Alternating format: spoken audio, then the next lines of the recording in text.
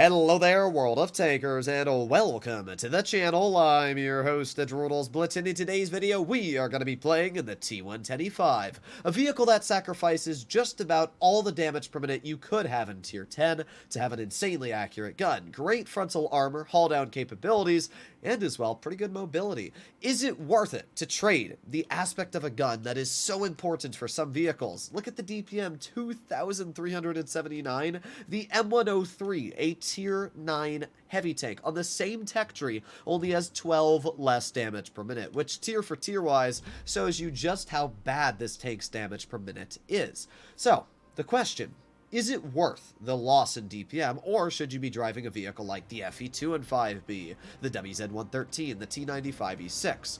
Now, the E5 is good at a couple things. First of all, its gun is amazing. It's .299 dispersion, paired with an absolutely fantastic aiming time. And while its on-movement dispersion isn't amazingly good, it's good enough to get the job done in most situations. Because of that, the gun is great.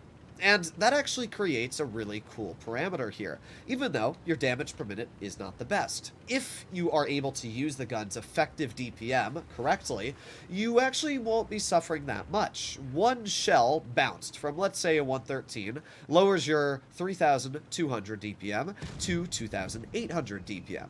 This tank doesn't really miss its shots, which allows it to just farm when you have the opportunity to. For example, an incredibly easy snap into the enemy Grill 15. Alright, well that's a decent start to this game. We're going to reload. The prog gets shot. Not exactly sure what that prog is doing, if I'm going to be real. Kind of hoping we could slap a shell in. Now, we can see the enemy E5, we can see the grill. There's a lot of tanks on the enemy team that are playing quite aggressive over towards the base cap, which is not something I'm actually incredibly excited for, because, well, I guess we only have a 62A over there, though, so it's not the end of the world. Alright, well, we're just chilling here for now. We got the E5 up top, grill, T110E3. There's the FE2 Maybe we can drive over and get a slap into him. Bonk! Never mind. And we got hit for 525. As I said, the only downside of this tank is its on-movement dispersion. It's not good. If you try snapping shells in this vehicle, weirdly enough, it will actually not hit the majority of shots you snap. Now we have the Progetto off to the side, and I'm going to be...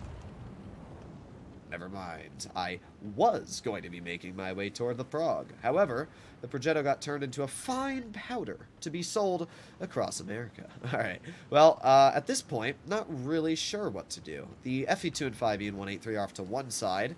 My 183 is most likely going to be YOLO'd. However, if I can cover for him, it might not be all too awful. But depends which corner they poke. We can see that the E5 is going around that corner. The 183 gets a very, very nice slapper Rooney into him.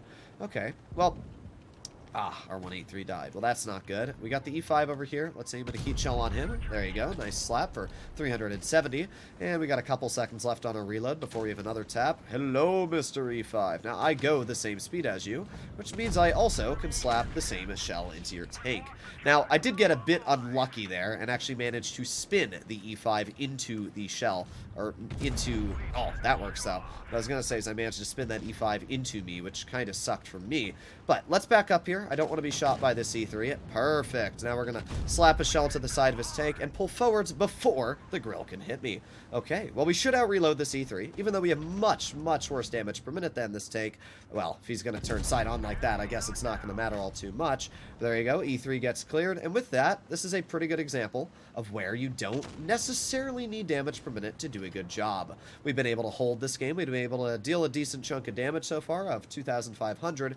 And as long as we're able to get a little bit more out here, we should easily be able to break 3,000. There you go. One easy slap into the enemy grill.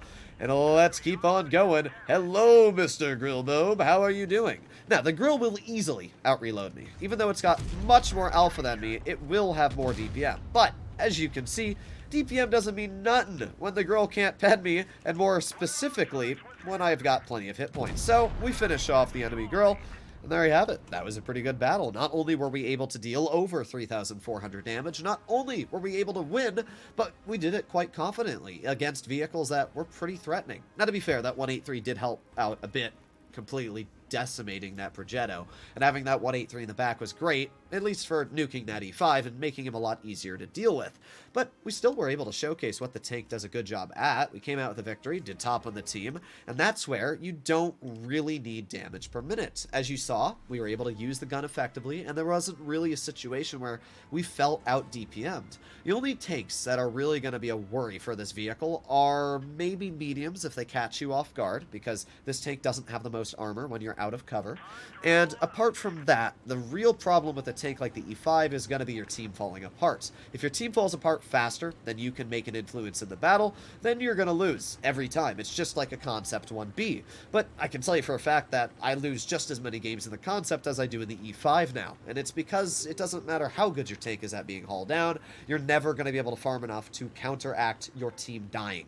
So that's usually how I like to say it. We're going to make our way straight here, and we're going to see if anybody crosses. You can see that weird on-movement dispersion. The tank is, as I said, wildly inaccurate while on the move, and then very accurate while sitting still. Well, we managed to get base C captured, which is pretty good. That's definitely going to help out the team a bit. And I'm not sure how the E5's camo is, so I'm not fully trusting of this. I like how our E50M YOLO's base C and then says be smart. I gotta be honest, when people YOLO this base, it's usually not a sign of smart, because it means that you could be possibly nuked depending on what the enemy team does. But what I'm gonna do is I'm gonna try and spot the enemy tank destroyers. If I get detected, I know for a fact they're sitting back here. So let's see. Hello? Do I get spotted? Yes, I do. But our E50M says be smart and then proceeds to YOLO the skill bobe. Well, we got a nice slap into the waffle. I'll take that. I seriously have no clue what this E50M is doing, but oh well. I'm going to chill back here for a little bit, see if anybody else gets detected where this E50M's going. There's the Emil 2. Maybe we can get a slap into him. Bonk. Oh yeah, look at that. I mean, there's not a lot of tanks you can actually do that in. We also spotted that Emil, which means we got a huge, huge chunk of assistance damage added on as well. Okay, well, we got the grill. We got the WZ-114 Zhulong spotted. I don't have a crazy amount of people covering me, but I do have some. Oh my god, the E50M just ate my shell. Bro, are you kidding me? Really? That was actually a bit irritating, I'm not gonna lie. But we got the 114 off to the side, and we also got the grill. Okay, well, I'd much rather deal with the 114 than the grill. We also got the IS-7 here, though, which I saw earlier, which is nice. I-7's going to hopefully cover a bit. We know that that grill's chilling back there. I'm kind of hoping this waffle... Ow. Really? Ow, he HE'd it. Cringe. Alright, well, I'm not really sure what to say right now. I mean, this waffle put himself in an absolutely awful position, but that's a 40-05. So it's me and an IS-7 versus the entirety of the enemy team, essentially, right now. And the IS-7 is bleeding a lot. I mean, a lot more than he should be as well. Oh boy. Well, long live the IS-7. That sucks, especially for me. The E50M is, well, he's not too helpful right now, so it's just me holding off the majority of the enemy team at this point.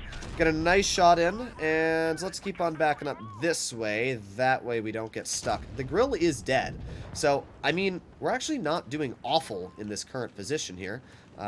Yeah, actually, this is going pretty well. Just because of the fact, if you take a look at base cap, we are way up on base capture.